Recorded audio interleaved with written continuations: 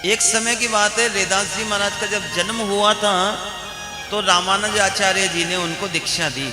रामानुज आचार्य ने उनको दीक्षा दी। अब रैदास थे तो चमड़ा काटकर अपने जीवन का लालन पालन करते थे, चमड़ा काटकर जीवन चलाते थे। अब जब जन्म हुआ तब से ही रैदास जी महाराज के मन में केवल भगवान का भजन ही था। अब भजन ही भजन, दिन भर सुबह उठे भजन करे, दिन को भजन करे, रात को भजन करे। अब अगर कोई लड़का अपने घर में ऐसा हो या कोई लड़की ऐसी हो कि दिन भर भगवान का भजन करती रहे तो अपन क्या करेंगे? क्या करेंगे? परेशान हो जाएंगे। बोले दिन भर भजन करता है भगवान का। तो माता पिता को बड़ी चिंता हुई। बोले लड़का एक ही है, ये दिन भर भजन करता है भगवान का, अगर ये ऐसे भजन करता रहा तो फिर अपना परिवार आगे कैसे चलेगा? तो माता पिता ने मन में विचार किया, एक दूसरों को कही। तो कहते हैं ना कि जिसके मन में जो होगा उसने बताया। बोले क्या हुआ? बोले लड़का दिन भर भगवान का भजन करता है, हमें तो चिंता होने लगी, ना कोई काम करे ना धंधा करे। तो बोले ऐसा करो, इसका ब्याह कर दो। क्या कर दो? ब्याह कर दो। महाराज ये सबसे बढ़िया तरीका है। कोई भगवान का भजन करे, बोले ब्याह कर दो। कोई कमाने नहीं जाए, बोले ब्याह कर दो। बोले अपने आप सुधर जाएगा। अब महाराज माता पिता की बात जच गई। बोले क्या करो? बोले ब्याह कर दो।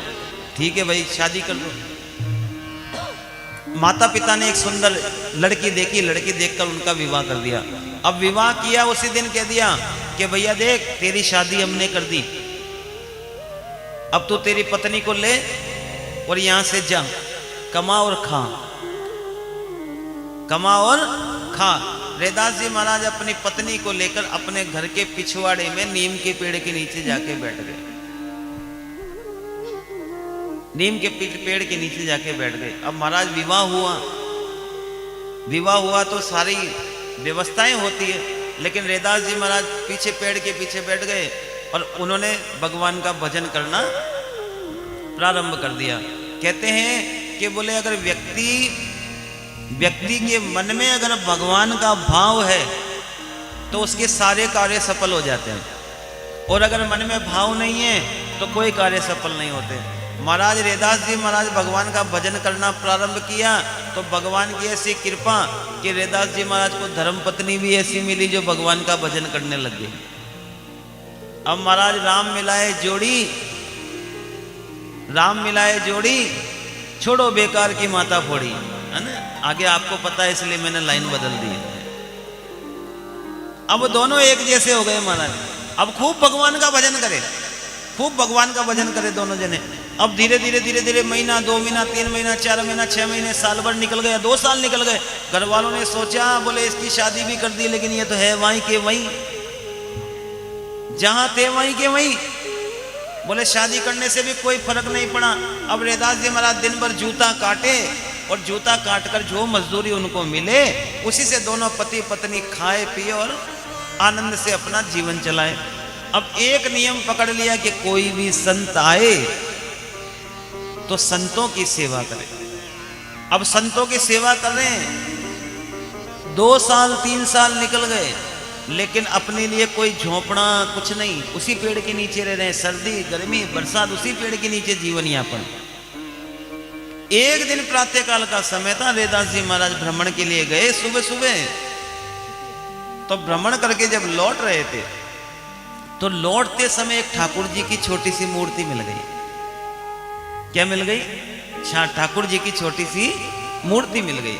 अब महाराज रैदास जी महाराज वो मूर्ति उठाकर अपने साथ में ले आए, मिट्टी की मूर्ति। अब मिट्टी की मूर्ति लाकर अपने धर्म पत्नी को दी तो पत्नी बड़ी खुश हुई। बोले आज तो मेरे घर में ठाकुर जी आ गए। अब महाराज वो उनके लिए नाना प्रकार का भोजन बनाकर ठाकुर जी को भोग लगाए, और भोग लगाते लगाते शाम तक का समय बीता।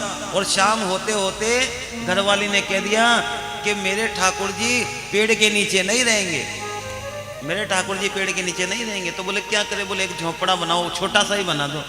तो रैदास जी का ने कहा कि झोपड़ा तो बनाएंगे लेकिन छोटा सा क्यों बनाएंगे? तो दोनों के बीच में लड़ाई हो गई महाराज। अब घरवाली कहे कि मेरे ठाकुर जी पेड़ के नीचे नहीं रहेंगे, झोपड़े में रहेंगे। अब रैदास जी कहे तेरे ठाकुर जी अगर झोपड़े में रहेंगे तो मेरे जो संत आएंगे वो भी झोपड़े में ही रहेंगे, वो भी बाहर नहीं रहेंगे। घरवाली के छोटा बना लो, रैदास जी कहे नहीं बड़ा बनाएंगे। अब महाराज दोनों के बीच में चलती रही। उसके बाद में एक झोपड़ा बनाया, किसके लिए? जिसमें ठाकुर जी रहे और कोई संत आए तो उसमें रहे। अब रैदास जी महाराज के तो रोज कोई ना कोई एक ना एक संत आ जावे। रैदास जी का नियम बन गया कि एक संत महात्मा आ जावे, दो संत महात्मा आ जावे तो उनको भोजन कराओ। कितना? जितनी गुंजाइश, जितनी क्षमता हो, जितनी गुंजाइश हो उतना भोजन कराकर उनकी सेवा करे। संत सेवा प्रथम भगति संतन कर सेवा। और दूसरी भक्ति, दूसरी रति मम कथा प्रसंग। अब संत आएंगे तो कीर्तन भी होगा, संत आएंगे तो कीर्तन भी होगा। तीसरी गुरुपद पंकज सेवा, तीसरी भगति अमान। जब संत आएंगे तो संत कौन है? दादा गुरु हैं, तो दादा गुरु के चरणों की सेवा, तो तीसरी भक्ति भी सफल। चौथी भक्ति मम गुण गण करई। चौथी भक्ति भगवान का गुणगान करो। तो रैदास जी महाराज चौथी भक्ति भी कर रहे हैं। और मंत्र जाप मम दृढ़ विश्वासा, पंचम भजन सुवेद प्रकाशा। तो गुरु जी ने जो रामानुजाचार्य ने जो मंत्र दिया था उसका जाप भी कर रहे हैं। रैदास जी महाराज एक साथ पांचों भक्ति कर रहे हैं, एक साथ पांचों भक्ति कर रहे हैं। धीरे धीरे धीरे धीरे धीरे धीरे जब भगवान का भजन बढ़ता है तो व्यक्ति का स्वभाव निर्मल होता है। निर्मल, जब स्वभाव निर्मल होता है तो छठी भक्ति शटदम शील विरति बहु कर्मा। शांत हो गए रैदास जी महाराज। उनका कार्य, कोई उनको कुछ कहे तो कहता रहे। दोनों पति पत्नी ठाकुर जी की सेवा करे, संतों की सेवा करे। और छठी भक्ति सफल है। सातवीं भक्ति सातवां सम्मोही जग देखा। घरवाली कहे कि ठाकुर जी के लिए झोपड़ा होना चाहिए, और रैदास जी महाराज कहे कि वे कि ठाकुर जी के लिए झोपड़ा होगा तो फिर मेरे संतों के लिए भी तो होगा। संत कोई ठाकुर से कम है, संत कोई गुरु से कम है, तो उनके लिए भी होगा। सातवां सममोही देखा। सातवीं भक्ति के सब में भगवान है, दोनों पति पत्नी सब में भगवान को देखने लगा। और आठवां रैदास जी महाराज जूते काटते थे, और जितना मिलता था कभी कभी तो भूखा भी रहना पड़ता था। आठवां जथा लाभ तथा संतोषा। जितना मिला उसमें संतोष। रैदास जी महाराज ने कभी ये नहीं सोचा कि ये तो कम पड़ता है, कुछ और करना चाहिए। नहीं, जितना मिला, पेट भरा तो भी ठीक, नहीं भरा तो भी। आठवां जथा लाभ संतोषा। और शर्त इसके पीछे सपने वो नहीं देखवे पर दोषा। सपन में भी कभी किसी में दोष नहीं देखना चाहिए। रैदास जी महाराज भगवान का भजन करते थे, आनंद करते थे। बस आठवीं भक्ति उनकी सफल, क्योंकि रैदास जी महाराज कभी किसी में दोष देखते ही नहीं थे। जितना मिल गया उसमें अपने जीवन का यापन किया। आठवीं भक्ति सफल। अब नवीं भक्ति, नवी भक्ति रैदास जी महाराज कहा नवम सरल सब, नवम सरल सब सन छल ही ना, मम बरोस हिये हरस न दीना। नवी भक्ति सबके सामने सरल बन जाओ। सरल का मतलब क्या है? हृदय इतना निर्मल हो जाए कि किसी के साथ छल बने ही नहीं। छल करना तो बहुत दूर की बात है, छल करना सोचे ही नहीं। अब रैदास जी महाराज नित्य प्रतिदिन संतों की सेवा करते थे, उनके पास छल कहाँ महाराज? उनके पास लूट कसोट कहाँ? कुछ भी नहीं। रैदास जी महाराज सेवा करते थे। और जब 9 की 9 भक्ति सफल हो जाती है तो कौन आता है? जब 9 की 9 भक्ति सफल होती है तो कौन मिलता है? फिर भगवान मिलते हैं। फिर कौन मिलता है? भगवान मिलता है। तो रैदास जी महाराज की जब 9दा भक्ति सफल हुई तो तुलसी बाबा ने लिख रखा है यहाँ 9 मऊ एक जिनके हुई। इन 9 में से कोई एक भी जिसके पास में हुई, नारी पुरुष सराचर सोई, सोई अतिशय प्रिय भामनी मोरे। इन 9 में से एक अंग भी जिसके पास में है ना, वो भगवान को अति प्रिय है। तो एक दिन ठाकुर जी महाराज ने क्या करा? संत का रूप बनाया। और संत भी कोई छोटा मोटा नहीं, 80-90 साल का वयोवृद्ध संत का रूप बनाया। वयोवृद्ध संत का रूप धारण करके रैदास जी महाराज के यहाँ आ गए महाराज। अब रैदास जी महाराज के यहाँ आए और यहाँ आकर रैदास जी महाराज के उन्होंने बढ़िया सुंदर भोजन करा। और भोजन में क्या खाया? भात और कड़ी, कड़ी और चावल, कड़ी चावल खाए महाराज। ठाकुर जी ने कड़ी चावल का बढ़िया सुंदर भोग लगाया। अब भोग लगाने के बाद में जब विदा होने लगे, राधे राधे राधे राधे, जब विदा होने लगे तो ठाकुर जी ने विदा होते होते वेदास जी महाराज को एक मणि निकाल के दी, एक पारस मणि निकाल के दी। बोले ये मणि तुम अपने पास में रखो, तुम जैसे ही इसको लोहे के छुआओगे सोना हो जाएगा। अब महाराज उस मणि को जैसे ही रेदास जी महाराज को देने लगे तो रेदास जी महाराज तो उछल के दूर हो गए। अरे बोले हटाओ इसको, हटाओ यहां से, मुझे कुछ नहीं चाहिए। तो भगवान ने कहा रख लो रख लो। बोले नहीं नहीं मुझे नहीं चाहिए। अब भगवान ने क्या करा महाराज, उसको रेदास जी महाराज के जो छप्पर डाला था उस छप्पर के अंदर फंसा दी। अब छप्पर में जब वो मणि फंस गई तो रेदास जी महाराज के दिमाग में तो वही वही आए बार बार, क्योंकि मणि है रोशनी करती है। रेदास जी महाराज ने कहा कि ये कोई संत आए जिन संत ने कोई ना कोई गड़बड़ कर दी।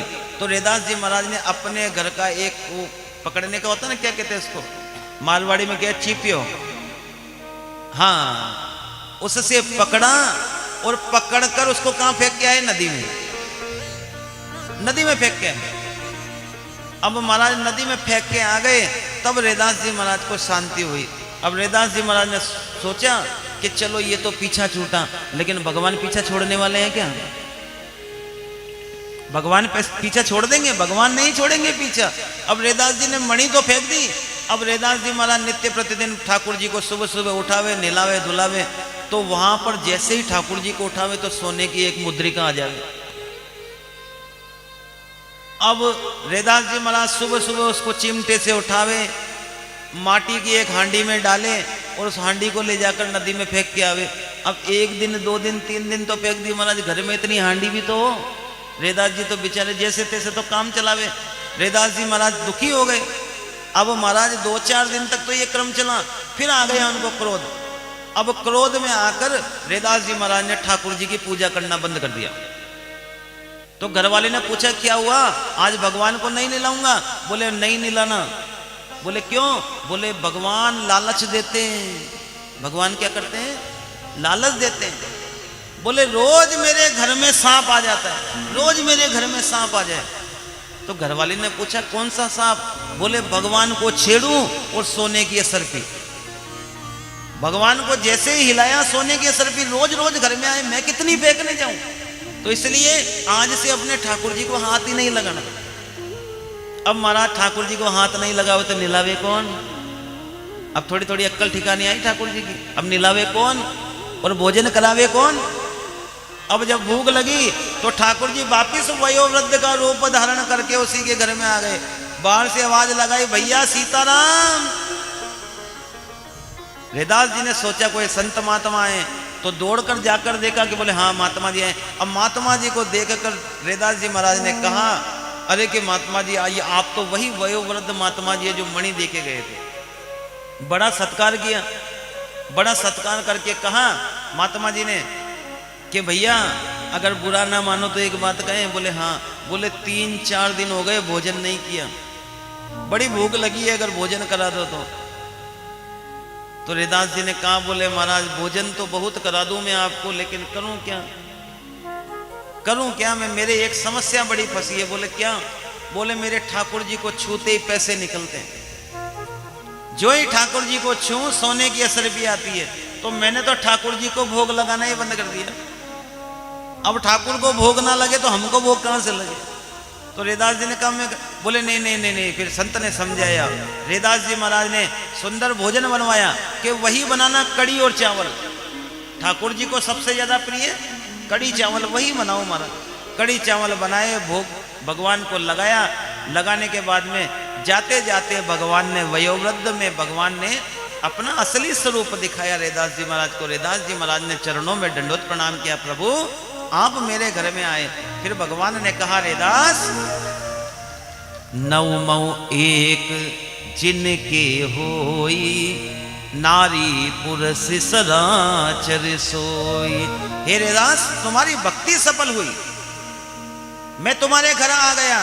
तो भगवान को देखकर रेदास जी ने कहा, बोले महाराज आप आए जो तो बहुत अच्छी बात है, बड़ी अच्छी बात है, आप मुझ पर कृपा करने आए, मैं उच्च, लेकिन ये जो आपके यहाँ जो धन आने लगा ना, बस ये धन ना आए मेरे यहाँ, ये धन मेरे यहाँ नहीं आए।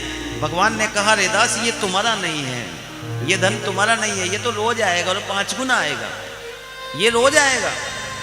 रेदास जी ने कहा तो फिर मैं आपकी पूजा पाठ नहीं करूंगा। नहीं रेदास बोले ये धन कहाँ खर्च किया जाएगा, ये धन आज के बाद में तुम सारा का सारा धन संतों की सेवा में समर्पित कर देना। तब से रेदास जी महाराज का नियम बन गया, महाराज प्रतिदिन ठाकुर जी की पूजा में 5 सोने की मुद्रिका उत्पन्न होती है, 5 सोने की मुद्रिका। और धीरे धीरे रेदास जी महाराज की प्रतिष्ठा बहुत बढ़ गई। रामानंद आचार्य जी के शिष्य हुए हैं रेदास जी महाराज। ऐसी प्रबल भक्ति, ऐसी प्रबल भक्ति।